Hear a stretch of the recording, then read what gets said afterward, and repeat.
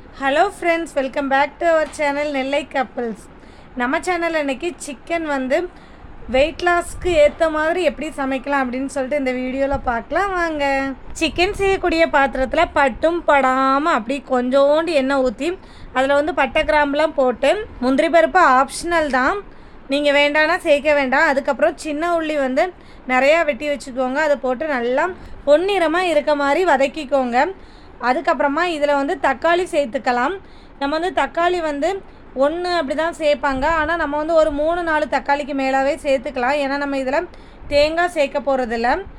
தக்காளியில் கேலரிஸ் ரொம்ப கம்மியாக இருக்கிறதுனால நம்ம தக்காளி அதிகமாகவே சேர்த்துக்கலாம்.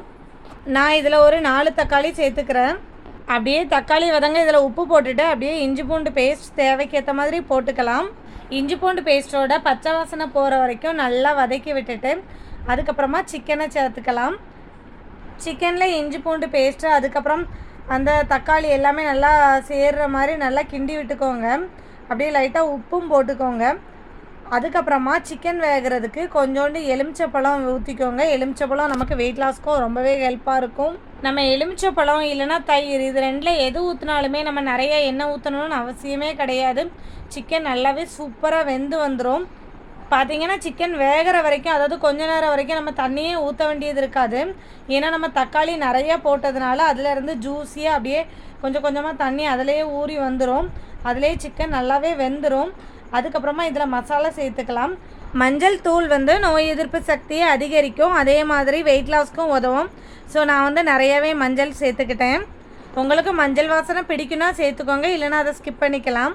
அப்புறம் இதில் கொஞ்சமாக சிக்கன் மசாலா சேர்த்துக்கலாம். நான் சக்தி சிக்கன் மசாலா தான் சேர்த்துருக்கேன். நீங்கள் வேணால் ஆச்சி வேணாலும் யூஸ் பண்ணிக்கோங்க. ஆனால் சக்தி சேர்க்கும்போது கொஞ்சம் கம்மியாகவே சேருங்க, ஏன்னா காரம் நல்லா அதிகமாக இருக்கும். அப்படியே மசாலா சேர்த்து கொஞ்சோண்டு தண்ணி ஊற்றி அப்படியே நம்ம மூடி வச்சிட்டோன்னா செமையாக வெந்துடும். மஞ்சள் தூள் போடுறதுனால அப்படியே பார்க்குறதுக்கே கலர்ஃபுல்லாக சூப்பராக இருக்கும்.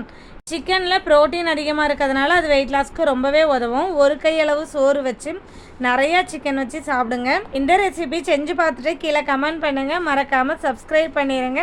அப்படியே வீடியோ பிடிச்சிருந்தா லைக் பண்ணிடுங்க.